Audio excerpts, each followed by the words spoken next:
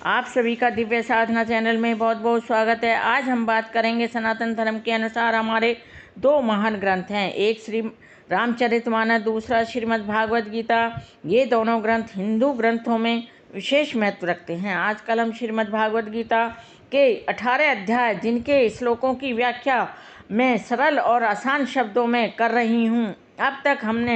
अब तक मैंने श्रीमद् भागवत गीता की भूमिका की और उसके पहले अध्याय जिसका नाम है कुरुक्षेत्र के युद्ध स्थल में सैन्य निरीक्षण के श्लोकों की व्याख्या सरल और आसान शब्दों में कर चुकी हूँ। अब आगे करूँगी श्रीमद् भागवत गीता के दूसरे अध्याय जिसका नाम है गीता का सार। यह अध्याय बहुत ही महत्वपूर्ण माना गया है क्योंकि इसमें भगवान श्री कृष्ण जी ने अपने मुखमंडल से गीता का महत्व बताया है और कहा है कि अगर हम अपने वास्तविक जीवन में इस गीता के सार को अपनाएंगे अर्थात धारण करेंगे तो हमारे जीवन का उद्धार हो जाएगा और वास्तविक ज्ञान की भी हमें प्राप्ति हो सकेगी अगर हम इसको ध्यानपूर्वक पढ़ेंगे और उस ज्ञान को अपने वास्तविक जीवन में धारण करेंगे।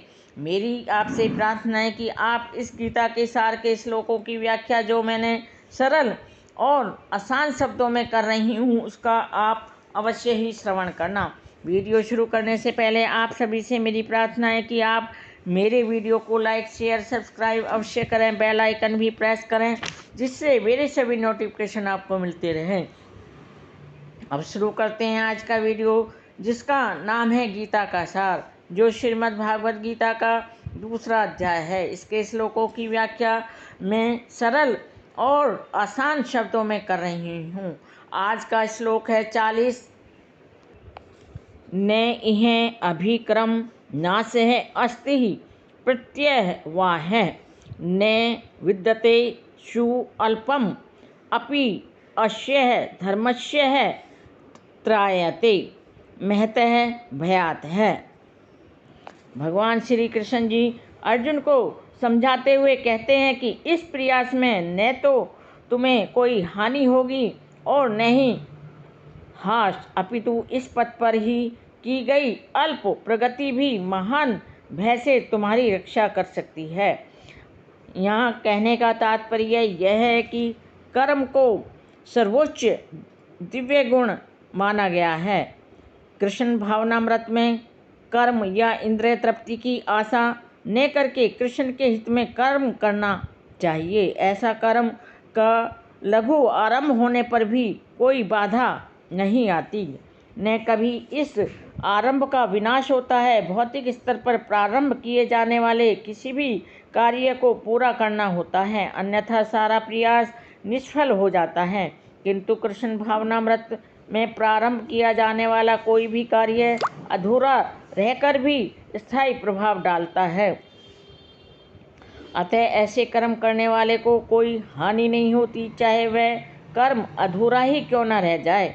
यदि कृष्ण भावनामृत का 1% भी कार्य पूरा हुआ हो तो उसका स्थायी फल प्राप्त होता है। अतः अगली बार 2% से शुभारंभ होगा, किंतु भौतिक कर्म में जब तक 100% सफलता प्राप्त न हो जाए तब तक कोई लाभ नहीं होता। अजामिल ने कृष्ण भावनामृत में अपने कर्तव्य का कुछ ही प्रतिशत भाग पूरा किया था, किंतु भगवान की कृपा से उसे 100% लाभ मिला था। इस संबंध में श्रीमद् भागवत गीता में एक सुंदर श्लोक आया है।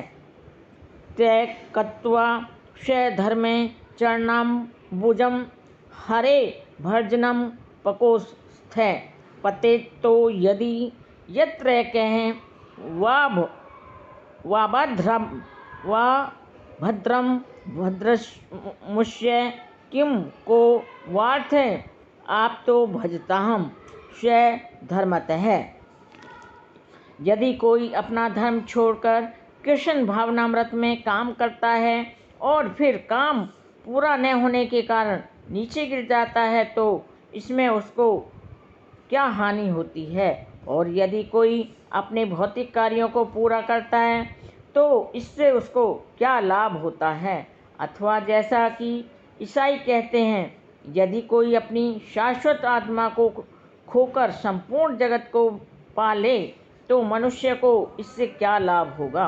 भौतिक कार्य तथा उनके फल शरीर के साथ ही समाप्त हो जाते हैं, किंतु कृष्ण भावनामृत में किया गया कार्य मनुष्य को इस शरीर के विनिष्ट होने पर भी पुनः कृष्ण भावनामृत तक ले जाता है।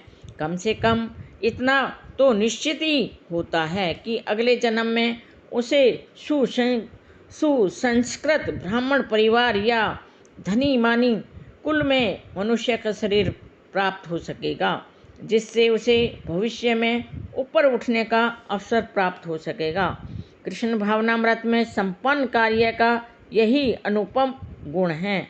यह थी मेरी 40वें श्लोक की सरल और आसान शब्दों में व्याख्या।